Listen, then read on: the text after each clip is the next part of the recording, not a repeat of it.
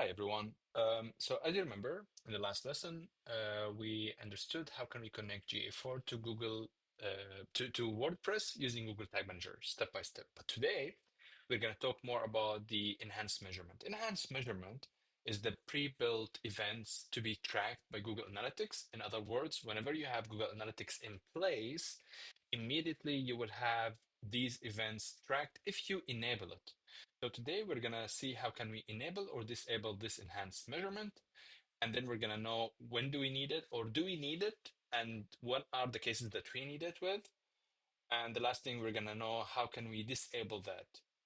So let's get started first. So to do that, what you need to do, you need to go to Google Analytics, and I'm gonna show you. So when you go to Google Analytics, it's gonna be like something like that. Now let's go to our shop. So we go here to the shop. So this should be, wow, okay. This is okay. Yeah, that's good. That makes sense.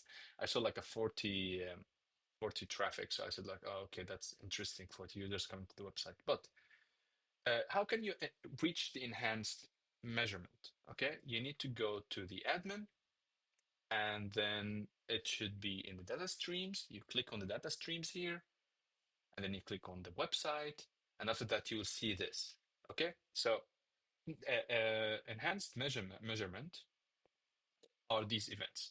Page view, we already have page view, so it's already disabled, but you know, you have the page view, you have the scrolls, you have the outbound clicks, you have the site search, you have the form interactions, you have the video engagement, file download. So these are the predefined events by GA4.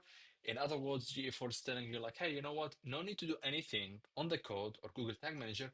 We're gonna track the following. But I don't really like it that much. For example, the scrolls, Google Analytics will track only the 90% scrolls. Let's say that you have a news website and you want to track 25% or 50%. You will not be able to know that, you know? Um, the outbound links, it might not capture everything. The site search might not work as it's supposed to. Like what I noticed that these predefined events are good if you don't have an experience with Google Tag Manager, you know, or the coding part.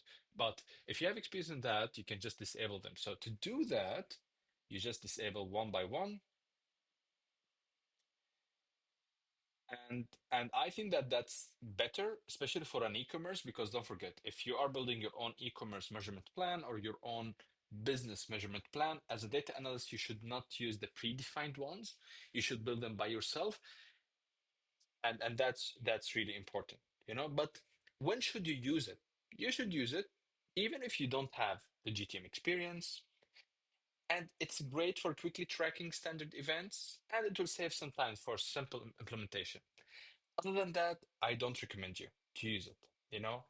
And as I said before, if you are using Google Tag Manager for scroll tracking, for click tracking, or file downloads, just don't use it, you know?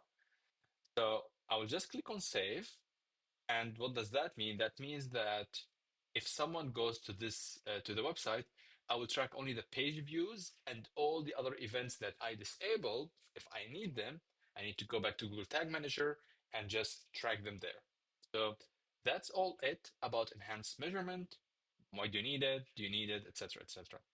Let me know if you have any questions in the comments below and see you in the next lesson. Bye bye.